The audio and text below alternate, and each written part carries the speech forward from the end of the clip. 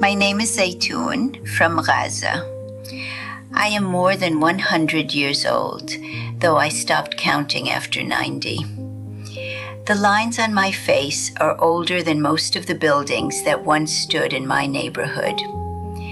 My hands tremble now, but they once carried babies, kneaded dough, planted olive trees, and held the face of the man I loved. I have buried everyone. My husband, my sons, my daughters, even my grandchildren. When you reach my age, people say you are blessed. But sometimes long life feels like a punishment. I was not always an old woman wrapped in a gray shawl. Once I was a girl who ran barefoot through olive groves. I remember the smell of fresh bread rising before dawn. I remember laughter, loud, careless laughter, before the sky ever thundered with planes. Back then, our nights were dark and peaceful. The only light came from the moon. Now, the sky lights up for different reasons. The first time I heard an explosion, I thought the world itself had cracked open. I was holding my youngest child.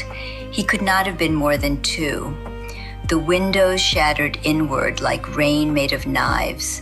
My husband covered us with his body. That was the first time I understood what fear truly is. Not the fear of dying, the fear of losing someone before you are ready. Years passed. Wars came and went like violent storms. Each one took something from us, a home, a cousin, a sense of safety. But we rebuilt. We always rebuilt. My husband would say, "Zaytun, as long as we are alive, we are stronger than the rubble." He believed that. I tried to. When he died, it was not dramatic, not a headline, not even during a bombing. His heart simply gave up. Too much stress, too many years of worry. I remember sitting beside him, holding his hand as it grew cold. Outside, the world was loud as always. Inside, everything became silent. After 50 years of marriage, silence is unbearable. My children tried to keep me strong. "Mother," they said, "you must eat. Mother, you must rest."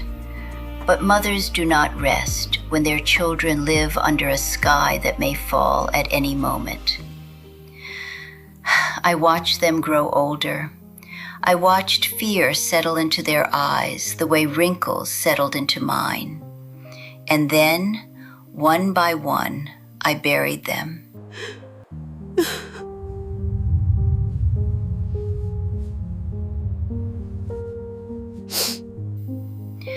Some in explosions, some in hospitals without enough medicine, some simply because war makes life too heavy for the human body.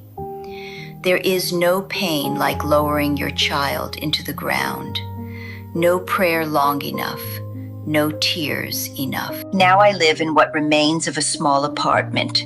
One wall is missing. Plastic sheets move when the wind blows.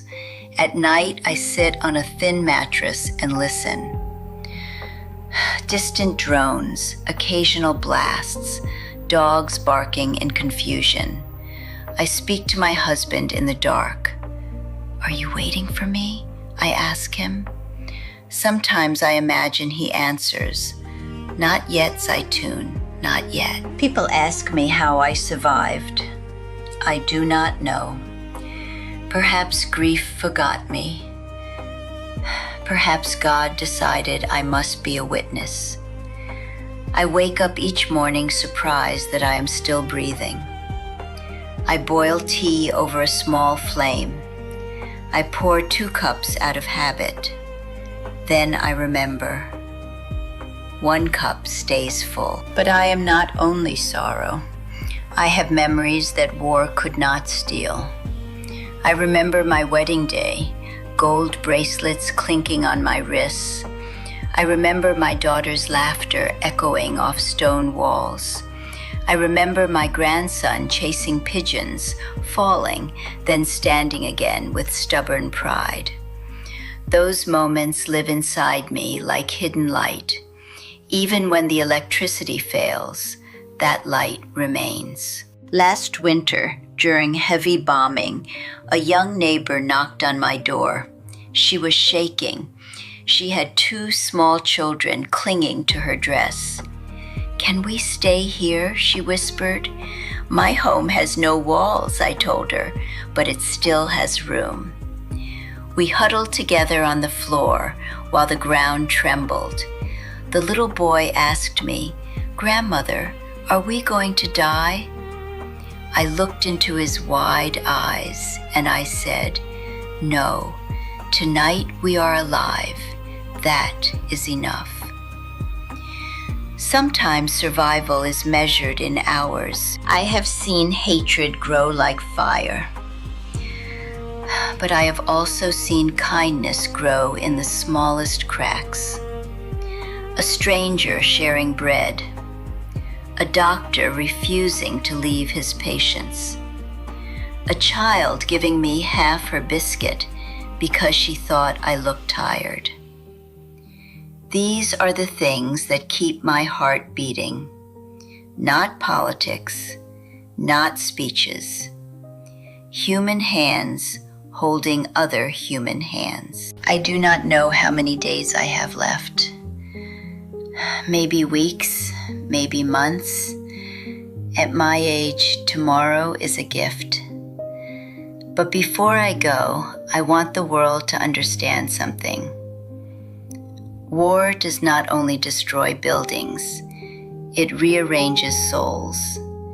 It turns mothers into mourners, children into adults overnight, and old women like me into living archives of pain. Still, I dream.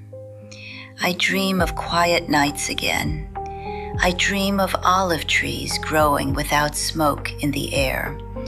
I dream of children who know the sound of birds better than the sound of bombs. And sometimes, just sometimes, I allow myself to believe that peace is not impossible. Because if a 100-year-old woman can still hope, then hope is stronger than war. My name is Zaytun. I have lost everything. And yet, I am still here, breathing, remembering, waiting for a morning when the sky is just a sky again. Until that day comes, I will sit in the doorway of what remains of my home, and I will tell my story, because stories survive, even when everything else does not.